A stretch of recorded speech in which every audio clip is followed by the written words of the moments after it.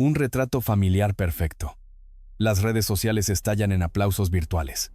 En el centro de un majestuoso rancho en Ocoyoacac, Eduardo Capetillo posa con la autoridad inquebrantable de un patrón absoluto. A su alrededor, su esposa y sus hijos sonríen impecables a la cámara. Pero hagamos un zoom lento y silencioso. Detengamos la mirada en los ojos de Bibi Gaytán. La mujer que alguna vez fue el símbolo de belleza absoluto, la estrella más deslumbrante y magnética de todo México, hoy luce estática, congelada, como una hermosa figura de cera. Como el príncipe más codiciado de la televisión latinoamericana transformó un cuento de hadas en una asfixiante jaula de oro. Y si detrás de la impecable máscara del protector de la familia se esconde el terror absoluto de un hombre que está perdiendo el control, la dinastía Capetillo. Un apellido que en México huele a arena seca, sangre de toro y celuloide clásico. Nacer bajo este linaje no es simplemente heredar una cuenta bancaria abultada. Es heredar una doctrina, un imperio de masculinidad absoluta e incuestionable. Hablamos de toreros venerados y galanes de la época de oro. Hombres que fueron idolatrados por dominar a la bestia en el ruedo y a las multitudes en las taquillas. En este ecosistema de egos colosales, nace Eduardo, pero diseccionemos su crianza bajo la lente de la psicología conductual. A este niño no lo educan para ser un compañero de vida empático. Lo programan desde su primer respiro para ser el centro exclusivo del universo, el sol inamovible alrededor del cual deben orbitar obligatoriamente todos los demás planetas. Él es la encarnación estética del charro mexicano moderno, impecable protector pero profundamente autoritario. La psiquiatría moderna define este fenómeno como orgullo tóxico programado, un sistema de creencias arraigado en lo más profundo del subconsciente, donde el valor de un hombre se mide estrictamente por su capacidad de someter y controlar su entorno. El hombre provee, el hombre protege, pero sobre todo, el hombre dicta las reglas del juego. Creció respirando el humo de los reflectores, sordo por los aplausos ensordecedores dirigidos únicamente a su apellido. Sin embargo, en esos majestuosos salones familiares nadie le enseñó la lección más vital para la supervivencia emocional: cómo compartir la luz. A él le enseñaron a acapararla, a poseerla. Visualicen al joven Eduardo entrando a los inmensos estudios de televisión en los años 80. Atractivo hasta resultar hipnótico, arrogante y plenamente consciente de su poder. Camina por los pasillos de Televisa no como un artista novato buscando una oportunidad, sino como un emperador inspeccionando sus dominios. Su lenguaje corporal es un manual táctico de dominio territorial. La mandíbula tensa, la postura rígidamente erguida, la mirada afilada que no pide permiso, sino que exige sumisión inmediata. Esta matriz psicológica no es un dato biográfico al azar. Es en realidad la semilla inactiva de su futura tragedia personal. Porque cuando crías a un ser humano bajo la ilusión total de que es el amo absoluto de todo lo que toca, le estás entregando un arma con el seguro quitado. Tarde o temprano, esa necesidad patológica de control buscará un territorio físico y emocional para conquistar. Buscará desesperadamente a una mujer a quien rescatar y proteger del peligroso mundo exterior. Pero el oscuro secreto clínico del arquetipo del caballero salvador es que casi siempre termina transformándose en el carcelero de la persona que rescató. El escenario estaba perfectamente dispuesto. El príncipe de la televisión ya estaba sentado en el trono. Ahora solo necesitaba encontrar a la princesa adecuada, no para gobernar a su lado, sino para ser la posesión más hermosa, silenciosa y deslumbrante de toda su colección. Los primeros años de la década de los 90 presencian la coronación de un monarca absoluto. Eduardo Capetillo no es un simple artista. Es un fenómeno de la cultura pop, un producto genéticamente perfecto diseñado para enloquecer a las masas. Su paso por el legendario grupo musical Timbiriche lo consagra como el ídolo juvenil por excelencia. Los estadios vibran, las multitudes colapsan, pero es la pantalla de cristal la que lo eleva a la categoría de deidad intocable. Hablemos de números, porque en el despiadado imperio de Televisa, tu valor humano se mide estrictamente en cifras y porcentajes de rating. Llega 1994. Eduardo protagoniza junto a Thalía el fenómeno global llamado Marimar. Esto no es un simple éxito de televisión. Es un evento sísmico de escala planetaria. La telenovela rompe todos los récords históricos de audiencia. Se exporta a más de 150 países, paralizando naciones enteras cada tarde. Eduardo genera decenas de millones de dólares en ingresos publicitarios en tiempo récord. Es el hombre más rentable de la cadena. El rey Midas. Tiene a la industria, a la prensa y a todo un continente comiendo de la palma de su mano. Es exactamente en este momento de omnipotencia pura, de embriaguez de poder, donde se orquesta el espectáculo mediático que definirá su vida para siempre. Julio de 1994. El Palacio del Marqués. No lo llamen boda. Es una coronación real transmitida en vivo a nivel nacional, la primera de su tipo en toda la historia de la televisión mexicana. Una superproducción majestuosa, 600 invitados de la élite artística y política.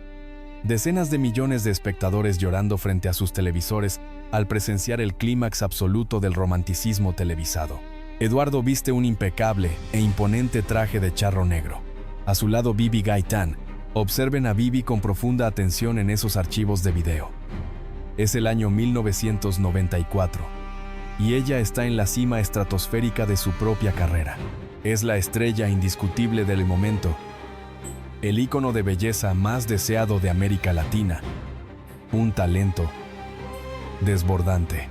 Camina hacia el altar deslumbrante, perfecta, envuelta en metros de seda inmaculada. Pero detengan la reproducción.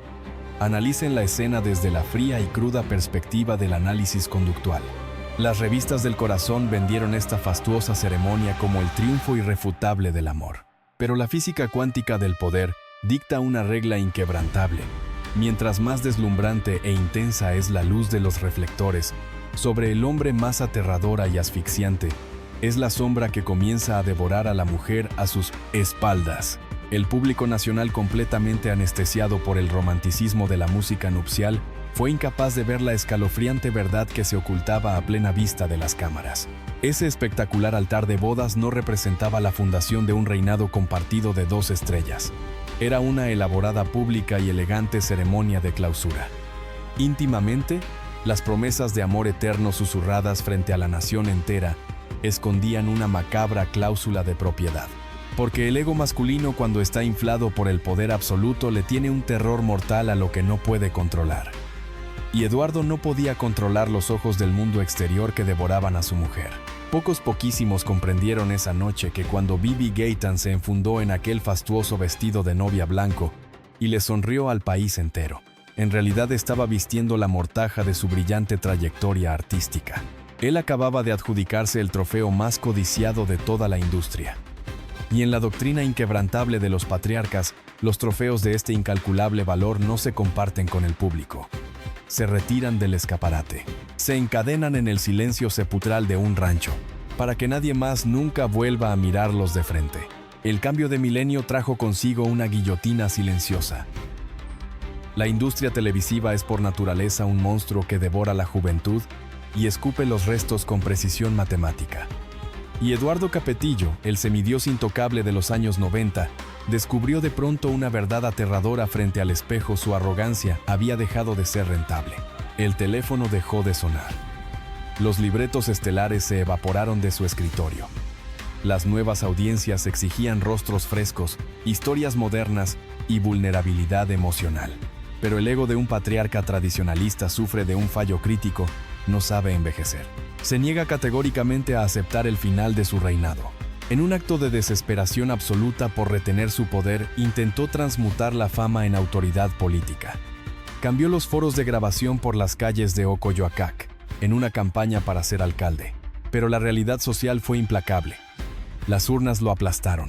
Los votantes repudiaron su discurso condescendiente.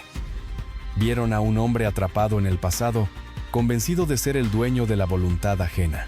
El príncipe cayó violentamente de su corcel. Su poder público se desmoronó como un castillo de arena. Y aquí la perfilación psicológica lanza una alerta roja cuando un controlador compulsivo siente que pierde su dominio sobre el mundo exterior. Su instinto biológico es apretar la soga con el doble de fuerza puertas adentro. Al quedarse sin reino público, su familia se convirtió en el único feudo donde aún podía jugar a ser Dios. El clímax de este colapso no ocurrió en la penumbra de su rancho.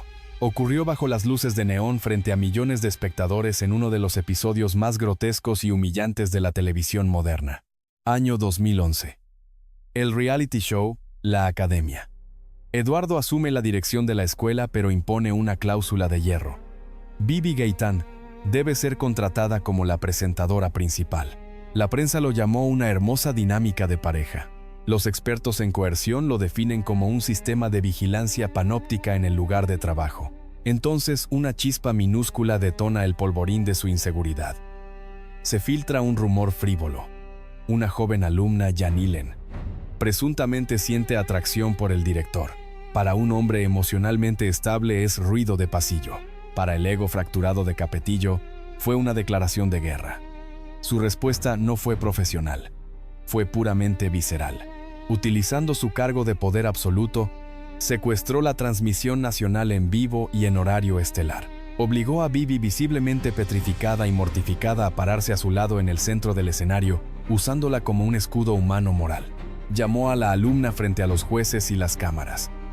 Y allí, con la frialdad implacable de un inquisidor medieval, sometió a la joven a un interrogatorio sádico y humillante, exigiéndole limpiar el honor de su matrimonio. Fue una carnicería psicológica transmitida a nivel continental. El público observó paralizado de asco cómo el supuesto caballero protector se desenmascaraba en directo como un tirano abusivo y cobarde. No estaba defendiendo el honor de su hogar. Estaba aterrorizado, usando el miedo y la humillación para pegar los pedazos rotos de su propia masculinidad herida. El desenlace fue fulminante. La cadena televisiva, horrorizada por la exhibición de crueldad, cortó cabezas. Ambos fueron despedidos inmediatamente del programa. Eduardo Capetillo no solo había aniquilado lo que quedaba de su carrera en televisión abierta, acababa de transmitir al mundo entero su propia autopsia psiquiátrica. Cuando un hombre está dispuesto a destruir públicamente a una joven solo para mantener intacto su reflejo en el espejo, ¿qué clase de monstruo habita realmente bajo su propia piel? La confesión más oscura y perturbadora de Eduardo Capetillo jamás se imprimió en las páginas satinadas de una revista de espectáculos. No existió una entrevista catártica. No hubo lágrimas de arrepentimiento frente a un psiquiatra en horario estelar. Durante décadas, la prensa sensacionalista y sus detractores más feroces intentaron dibujarlo con el trazo grueso de un villano de telenovela, como un monstruo frío, calculador y sádico que gozaba cortando pacientemente las alas de la mujer que decía amar. Y es que, sociológicamente hablando, es mucho más fácil odiar a un demonio de ficción que intentar comprender la miseria humana. Pero el análisis forense de su comportamiento desnuda una realidad infinitamente más triste, compleja y patética. La verdad sepultada bajo sus impecables trajes de charro es que Eduardo Capetillo nunca tuvo la capacidad intelectual para ser un genio del mal. Él fue trágicamente el primer rehén de su propia historia. Una víctima devota de la monumental estatua de masculinidad tóxica que su dinastía forjó para él desde la cuna. Cuando los estadios dejaron de gritar su nombre. Cuando las urnas electorales le escupieron en la cara su irrelevancia pública. Cuando los contratos millonarios se evaporaron y el espejo le devolvió sin piedad la cruda imagen de un rey destronado. Un terror paralizante se apoderó de sus entrañas. Y en la neurobiología del macho alfa herido de muerte, el miedo a la insignificancia siempre muta de forma rápida y violenta en tiranía. Y aquí respondemos de tajo a la macabra interrogante que abrió esta investigación. ¿Por qué el príncipe azul secuestró a su propia princesa dentro de un lujoso rancho de máxima seguridad? Pocos logran entender que no lo hizo impulsado por un amor desmesurado, ni por un sagrado instinto de protección familiar. Lo hizo por puro, absoluto y cobarde pánico. Eduardo Capetillo le tenía un terror mortal a la inmensa luz de Bibi Gaitán. Sabía en el rincón más oscuro de su psique fracturada que si a ella se le permitía salir al mundo real, si los reflectores volvían a acariciar su rostro, si la industria volvía a aclamar su inmenso talento, el frágil espejismo de su superioridad masculina se haría añicos en un segundo. Él ya no era la estrella número uno. Y no podía soportar la humillación mental de ser eclipsado por la mujer que consideraba su trofeo personal. El patrón no encadenó a su esposa a una vida de reclusión rural para salvarla de los supuestos lobos de la industria. Lo hizo porque necesitaba desesperadamente mirar hacia abajo para sentirse alto. Al aislarla del contacto humano exterior, no estaba construyendo un matrimonio sagrado y tradicional. Estaba levantando ladrillo a ladrillo el último búnker de fantasía, donde pudiera convencerse a sí mismo de que todavía de alguna manera retorcida seguía siendo el amo indiscutible del universo. Hoy el majestuoso rancho de la familia Capetillo en Ocoyoacac sigue en pie protegido por muros altísimos y silencios espesos. Sus perfiles en redes sociales operan como una galería impecable de caballos de pura sangre, atardeceres idílicos y retratos simétricos. Una coreografía virtual producida y dirigida desesperadamente para convencer a la opinión pública de que el cuento de hadas noventero jamás se rompió. Pero el tiempo, ese juez implacable, no perdona las ilusiones ópticas. La gran tragedia en la vida de Eduardo Capetillo no radicó en perder los contratos millonarios, ni en ver cómo los reflectores lo abandonaban en la oscuridad. Su verdadera y más cruenta ruina fue haber sacrificado el brillo auténtico de la mujer que amaba y su propia paz mental en el altar de un ego que nunca pudo ser saciado. Su legado final no será el de un héroe romántico, sino el de un hombre trágicamente devorado por el fantasma del machismo heredado. Esta biografía nos deja una cicatriz profunda y una lección desgarradora sobre la anatomía del control absoluto. Nos recuerda de la peor manera posible que las prisiones más eficientes y crueles de la sociedad moderna no están hechas de hierro oxidado, sino de promesas de amor eterno, tradiciones conservadoras y apellidos ilustres.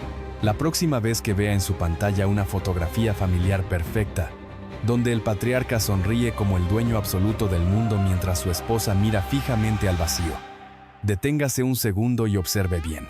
Porque cuando pasas tu vida entera levantando muros inexpugnables para mantener al mundo afuera y a tu familia bajo estricto control, ¿no te conviertes irremediablemente en el prisionero más solitario y aterrorizado de tu propio castillo?